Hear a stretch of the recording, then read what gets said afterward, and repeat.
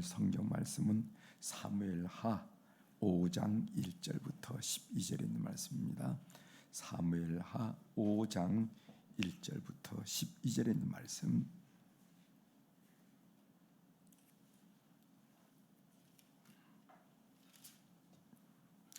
사무엘하 5장 1절부터 찾으셨으면 제가 봉독해 드리겠습니다. 이스라엘 모든 지파가 헤브론에 이르러 다윗에게 나와 이르되 보소서 우리는 왕의 한 골육이니이다. 전에 고 사울이 우리의 왕이 되었을 때에도 이스라엘을 거느려 출입하게 하신 분은 왕이시었고 여호와께서도 왕에게 말씀하시기를 내가 내 백성 이스라엘의 목자가 되며 내가 이스라엘의 주권자가 되리라 하셨나이다 하니라. 이 이스라엘 모든 장로가 헤브론에 이르러 왕에게 나오매 다윗 왕이 헤브론에서 여호와 앞에 그들과 언약을 맺음에 그들이 다윗에게 기름을 부어 이스라엘 왕으로 삼으니라. 다윗이 나이가 30세에 왕위에 올라 40년 동안 다스렸을 때 헤브론에서 7년 6개월 동안 유다를 다스렸고 예루살렘에서 33년 동안 온 이스라엘과 유다를 다스렸더라. 왕과 그의 부하들이 예루살렘으로 가서 그 땅 주민 여보수 사람을 치려하며 그 사람들이 다윗에게 이르되 내가 결코 이리로 들어오지 못하리라. 맹인과 다리 저는 자라도 너를 물리치리라 하니 그들 생각에는 다윗이 이리로 들어오지 못하리라 함이나 다윗이 시온 산성을 빼앗았으니 이는 다윗성이라. 그날에 다윗이 이르기를 누구든지 여보수 사람을 치거든 물깃는 대로 올라가서 다윗의 마음에 미워하는 다리 저는 사람과 맹인을 치라 하였으므로 속담이 되어 이르기를 맹인과 다리 저는 사람은 집에 들어오지 못하리라 하더라. 다윗이 그 산성에 살면서 다윗성이라 이름하고 다윗이 밀로에서부터 안으로 성을 둘러싸으니라. 만군의 여호와 하나님 여호와께서 함께 계시니 다윗이 점점 강성하여 가니라. 도로왕 히람이 다윗에게 사절들과 백향목과 목수와 속소를 보내매 그들이 다윗을 위하여 집을 지으니 다윗이 여호와께서 자기를 세우사 이스라엘 왕으로 삼으신 것과 그의 백성 이스라엘을 위하여 그 나라를 높이신 것을 알았더라. 아멘. 12절까지 함께 읽겠습니다.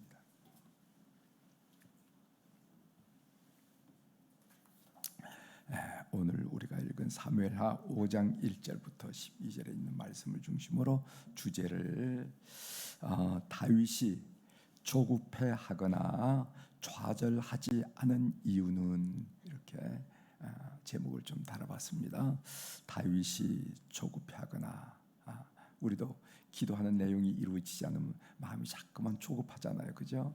조급해지거나 또 생각대로 안 되면 좌절하고 포기하고 딴짓하고 이러잖아요. 그런데 다윗은 그렇지 않았다는 거죠. 그래서 다윗이 조급하거나 좌절하지 않은 이유가 뭔가 하는 이야기를 함께 여러분들과 나누도록 하겠습니다. 먼저 좀 본문을 좀 살펴보려고 하는데 이 본문은 다윗이 온 이스라엘의 왕이 된 내용입니다. 성경에 보면은 온이란 온 이스라엘의 왕이다 하는 이 온자가 들어간 것을 우리가 보게 됩니다. 그것은 다윗이 남유다와 북쪽에 있는 11지파 이스라엘 지파를 다 통합해서 지배할 때 온 이스라엘 이렇게 얘기해요.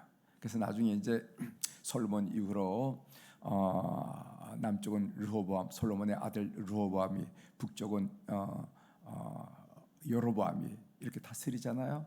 그렇게 해서 그걸 분열왕국 시대라고 하는데 그때도 이제 통합하기를 소원하는 예언자들의 많은 예언들이 있을 때 그 예언자들이 고백할 때 하나님께서 온 이스라엘을 이루시길 원하신다 하는 이 온자가 들어가요.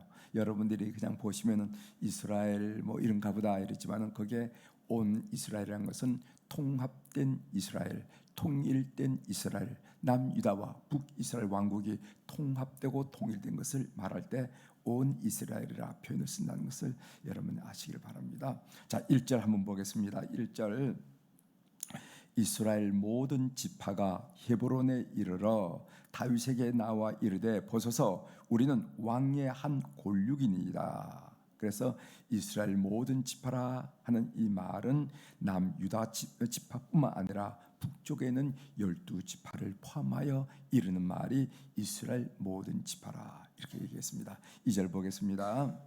전에 곧 사울이 우리의 왕이 되었을 때에도 이스라엘을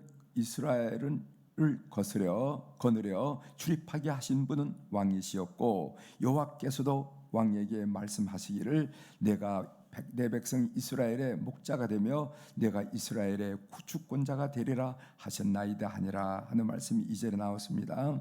여기 보면은 전에 곧 사울이 우리의 왕이 되었을 때에도 이스라엘을 거느려 출입하게 하신 분은 왕이시었고 다시 출입하겠다는 말입니다. 이 말의 의미가 뭐냐 하면은 전에 사울이 우리의 왕이 되었을 때 사울 왕의 치세 아래 있을 때에도 이스라엘 군사를 이끌어내기도 하고 그리고 다시 데리시고 돌아오기도 한 지휘관은 다윗이었습니다. 왕이었습니다 하는 그런 표현이라는 거예요. 그래서 오늘 북쪽 11지파가 세 가지 근거를 들어서 다윗을 자신들의 왕으로 세우고자 인정하고자 하는 것을 보게 되는데 그 세 가지가 뭐냐 하면은 첫 번째로는 자신들과 다윗은 한 골육이기 때문에 그랬어요. 1절 하반절에 보면 보소서 우리는 왕의 한 골육이니이다 이런 표현을 썼죠. 이 말은 12지파 중에 한 지파 유다 지파도 결국 야곱의 12지파 중에 한 지파가 아니겠느냐 그런 의미도 있지만은 구체적으로는요 다윗이 누구와 결혼했냐면은 사울 왕의 딸 미갈과 결혼했거든. 그러니까 이 베냐민 지파 미갈과 결혼했으니까 결국 우리가 친척이고 인척이고 한 골육이 아니겠느냐 이런 이야기를 하면서 그런 의미에서 우리의 왕이 될 자격이 있다 이렇게 자격을 부여하는 거예요. 두 번째로 사울 왕 시절에 다윗은 이스라엘 군대를 거느려 전쟁에 승리함으로써 군사 지도자로서 자질이 충분히 있다고 우리가 믿는다는 거예요. 그 이야기예요. 이스라엘 군사를 이끌고 블레셋에 나가 싸우고 또 승리해서 돌아오고 이런 모든 모습을 우리가 봤는데 당시에게는 그런 옛날의 왕의 가장 중요한 기능이 군사 기능이 지휘관의 기능인데 그런 기능이 충분하다. 그런 역할을 충분히 감당할 수 있다. 그런 자질이 있다 하는 의미에서 우리는 당신을 왕으로 모시기로 했습니다. 한 이야기죠. 그 2절 중반절에 나옵니다.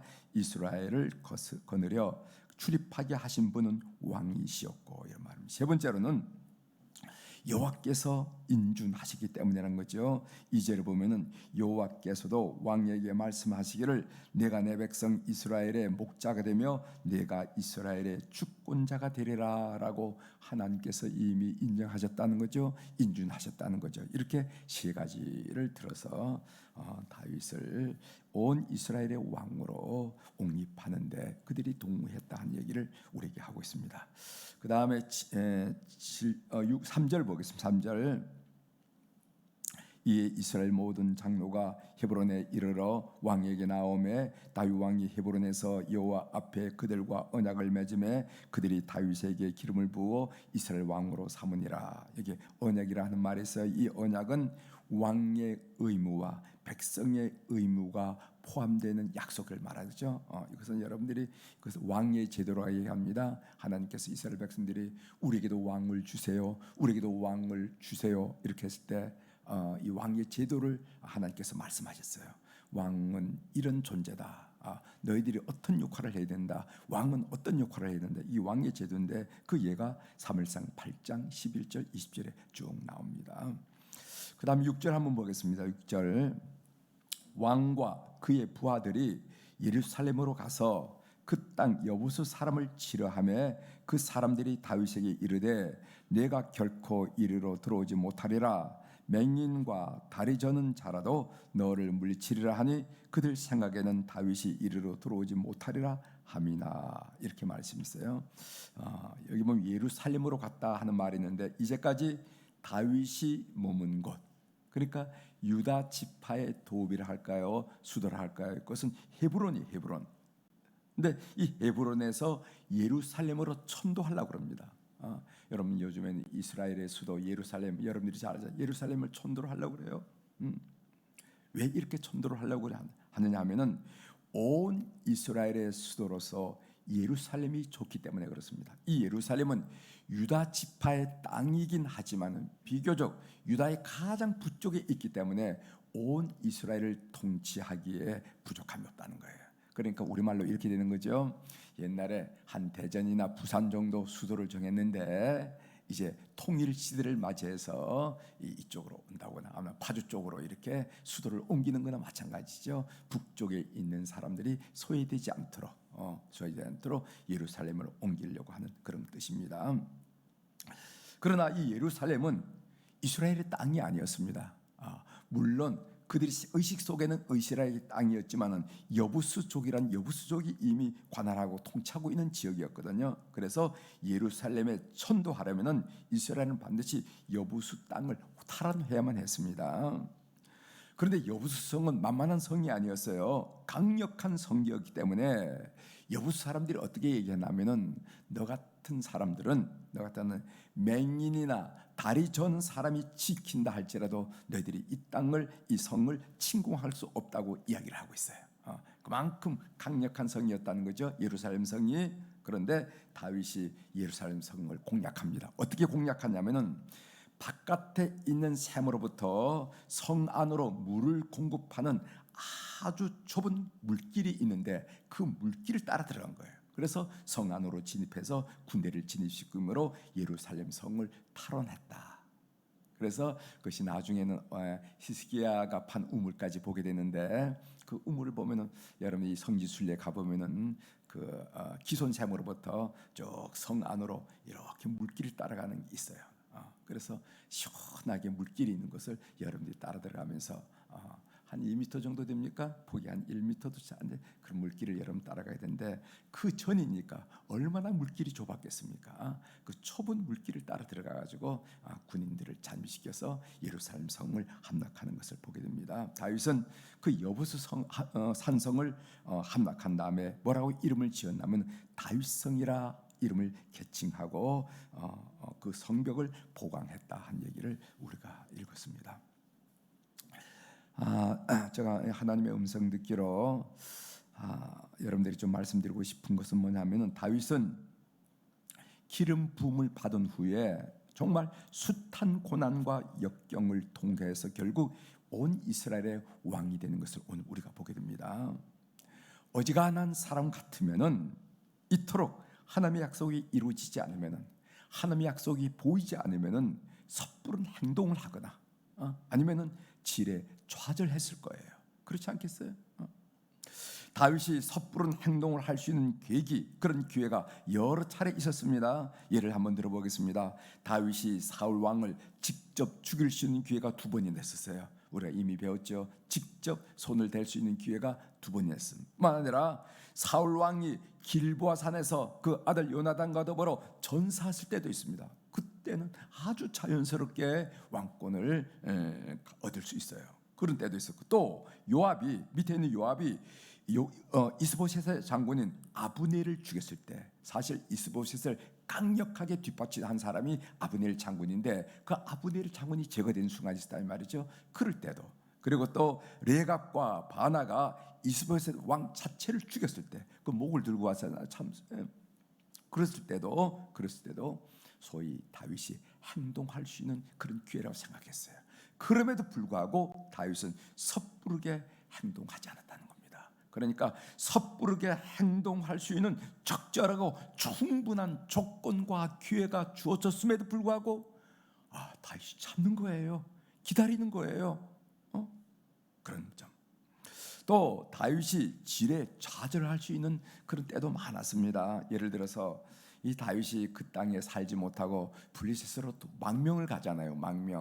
그 망명해서 언제 폭군이 될지, 언제 자기의 고국에 발을 들여놓을지 모르는 무수한 세월이 있었다는 겁니다. 그럼 보통 사람 같으면 아닌가 보다, 내가 잘못 들은가 보다, 사무엘이 착각한가 보다, 뭐 이렇게 해서 지레 좌절할 수 있었는데 좌절하지 않았어요. 다윗이 이런 다윗다운 탁월한 점이 바로 그는 섣부르게 행동하지 않았고, 두 번째는 지레 좌절하지 않았다. 이것이 바로 다윗다운 특징이 있는데 이것이 바로 다윗의 위대한 점이라. 그 이유가 뭘까? 다윗이 무슨 뭐 하나님도 아니고 천사도 아니고 우리가 똑같은 인간일 텐데, 똑같은 인간일 텐데 어떻게 그는 이거야말로 적절한 기회다, 충분한 시간이 됐다라고 인정하는 시간에도 불구하고 섣부른 행동을 하지 않고 아유 이제 또 못 기다려 좌절하지 않을 그 뭐 때문일까? 그것이 바로 그 이유가 신실하신 하나님을 철저하게 신뢰했기 때문에 그렇습니다. 이것이 유일한 이유예요.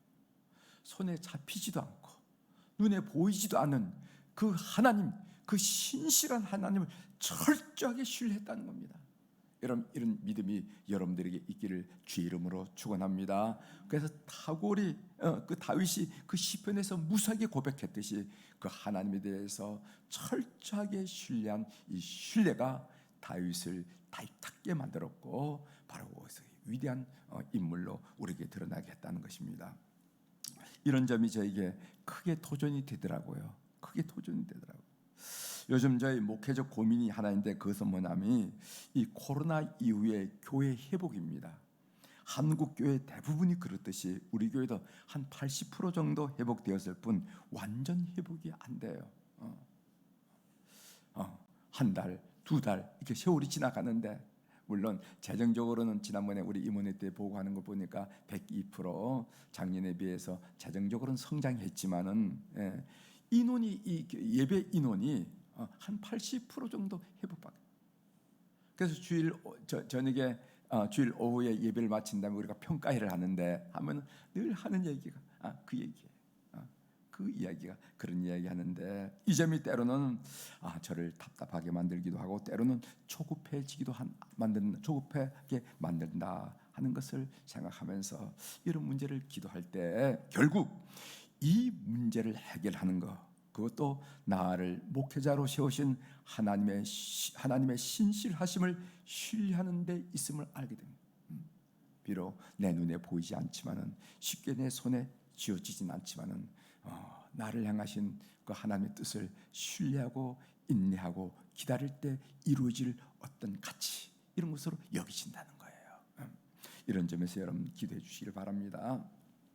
신명기 33장 29절에 보면은 이스라엘이여 너는 행복한 사람이로다 라는 이 모세의 설교가 나옵니다. 이 설교는 언제 한 거냐면 여러분 신명기의 말씀은 모세가 모압 들판에서 이제 요단강을 건너서 가나안 땅에 들어가기 직전 이 모압 들판에서 모세가 그동안의 하나님의 역사를 쭉 설명하면서 한 마지막 설교가 신명기 아닙니까? 신명기. 그 신명기의 마지막 부분이 신명기 33장 43 뭐라고 하냐면 이스라엘이여 너는 행복한 사람이로다 이렇게 고백을 하고 있어요. 여러분 우리가 성경 출애굽기와 민수기를 통해서 알지만은 40년 동안 광야 생활을 통해서 가진 고생을 한 이스라엘 백성이 정말 행복했습니까? 누가 보더라도 이렇게 모진 삶이 어디 있을까? 이렇게 혹독한 삶이 어디 있을까? 잘못하면요, 고라 자손 같은 경우 한 지파가 부족이 어려운 일을 죽고 배고프고 목마르고 그 힘든 세월을 오늘 모세는 뭐라고 하냐면 이스라엘이여 너는 행복한 사람이로다 이렇게 얘기했어요. 그 이유가 뭘까? 왜 그들은 그 모진 참 참혹한 40년의 광야 생활을 지나면서도 우리는 행복하다고 행복했노라고 우리는 행복한 족속이라고 고백할 수 있는 이유가 뭡니까? 그 유일한 이유가 뭐냐면은 하나님 때문이었어요. 하나님 때문. 이스라엘 백성을 향한 신실한 하나님, 좋으신 하나님 때문에 그들은 행복했다는 것입니다. 모세가 광야 생활 후 행복하다고 고백한 이유는 다윗이 조급해하지도 않고 좌절하지도 않은 이유는 우리가 인생살에서 답답하게 여기지 않은 이유는 바로 좋으신 하나님 때문임을 오늘 다시 한번 확인하는 이 새벽이 되기를 주의 이름으로 축원합니다. 왜 그렇게 용기 배배하게 삽니까? 왜 그렇게 흔들리지 않습니까? 왜 그렇게 무너지지 않습니까? 좋으신 하나님 때문이에요 라고 넉넉하게 고백하는 주의 백성들이 다 되기를 주의 이름으로 축원합니다. 기도하시겠습니다. 하나님 아버지, 오늘 우리는 다윗이 온 이스라엘의 통치자 왕이 되고 또 그리고 그들이 주둔했던 헤브론이 아니라 예루살렘 성으로 천도한 이런 모든 광경을 통해서 그 결말이 참 쉽지 않은 결말이었다는 것을 우리들이 알면서 왜 다윗은 서두르지 않았을까? 그리고 반면 다윗은 왜 좌절하지 않았을까? 그 이유는 그를 향한 신실하신 하나님에 대해서 철저한 신뢰 믿음 때문이었음을 우리가 다시 한번 고백드리면서 우리가 함께 나눴습니다. 이런 사실을 우리의 삶에도 적용할 수 있는 믿음과 지혜를 온 교우들에게 허락하여 주옵소서. 그래서 왜 그렇게 실망하지 않습니까? 왜 그렇게 무너지지 않습니까? 왜 그렇게 서두르지 않습니까? 왜 그렇게 조급하지 않습니까? 누군가가 우리를 향해서 물을 때 저는 하나님을 믿습니다. 신실한 하나님을 믿습니다. 좋으신 하나님을 믿습니다 하고 하나님을 믿는 그 믿음을 드러내는 주의 백성들이 다 될 수 있도록 은총을 베풀어 주옵소서. 그래서 그 하나님이 우리 삶에 펼쳐질 놀라운 일들을 우리가 보는 주의 백성들, 하나님의 성도들이 다 될 수 있도록 저들을 기억하시고 축복하여 주시옵소서. 오늘도 우리 사랑하는 교우들이 주님 앞에 1000번째 헌금을 올려드렸습니다. 눈 밝으신 우리 하나님 아버지, 귀 밝으신 우리 하나님 아버지, 총총히 적은 이름들, 사연들, 그들의 기도의 내용들, 간구의 내용들 주께서 기억하여 주시고, 우리 하나님이 얼마나 찬찬한 분이시고, 우리 하나님이 얼마나 섬세한 분이시고, 우리 하나님이 얼마나 구체적인 분이신지, 막연한 추상적인 하나님이 아니라 우리 손 붙들고 우리의 삶과 걸음을 같이 하는 그런 하나님으로 인식되고 체험하고 느끼는 그런 귀한 물질이 될 수 있도록 주께서 이 헌금을 연락하여 주시옵소서. 하나님, 오늘 이 화요일 날 우리 안나 여선교회 회원들과 우리 모세 남선교회 회원들을 비롯한 우리 교회 어른들을 축복하며 기도하게 하시오니 감사합니다. 우리 수표교회 어른들이 많이 계셔서 늘 든든하고 늘 여유 있게 하신 것 하나님께 감사를 드립니다. 하나님, 저들을 축복하며 오늘 이 새벽에도 기도를 올리고 있사오니 한 하루의 마지막 석양 무렵이 더 찬란하고 아름다운 것을 우리가 목격합니다. 그랬듯이 하나님, 우리 모든 우리 어른들 젊은 날도 멋졌지만은 그러나 이 어른의 이 삶이 참으로 황홀하고 찬란하고 아름다울 수 있도록 주께서 축복하여 주시옵소서. 그래서 역시 믿음의 결국은 저렇구나, 믿음의 열매는 저렇구나, 하나님은 여지가 없구나, 하나님은 여부가 없구나, 하나님은 살아계시는구나 하는 것을 우리 어른들의 삶의 여정 속에서 넉넉히 드러내 후손들에게 도전과 격려가 될 수 있도록 저들의 삶을 축복하여 주시옵소서. 특별히 믿음의 자손들, 믿음을 기억하여 주셔서 믿음이 기대되어 우리가 하나님을 통해서 받았던 그 놀라운 은혜를 우리의 아들과 딸들이 그리고 그들의 손자 손녀들이 받으면서 우리 하나님을 찬양하는 가문들 되도록 은혜를 베풀어 주옵소서. 하나님, 신방을 하면은 어른들의 기도 제목이 있습니다. 마지막을 잘하고 싶어요. 하나님, 마지막 이 땅에서 조금 긴 잠을 잔 다음에 주님 품에 넉넉히 평안 가운데 안기는 소망과 기쁨과 평안이 우리 어른들의 심령 속에 충만하도록 역사하여 주시옵소서. 오늘 또 하늘의 주권과 땅의 주권을 가진 우리 주님의 권세 있는 이름으로 이 새벽에 선포합니다. 내 영혼이 잘된 같이 범사가 잘되고 강건한 축복을 우리 사랑하는 교우들이 24시간 사는 동안에 만나는 사람마다, 걷는 걸음마다, 하는 일마다, 마음속의 모든 교육마다 역사하셔서 하나님의 살아계심을 증가하도록 도와주시옵소서. 감사드리며 예수님의 이름으로 기도 올려옵나이다. 아멘.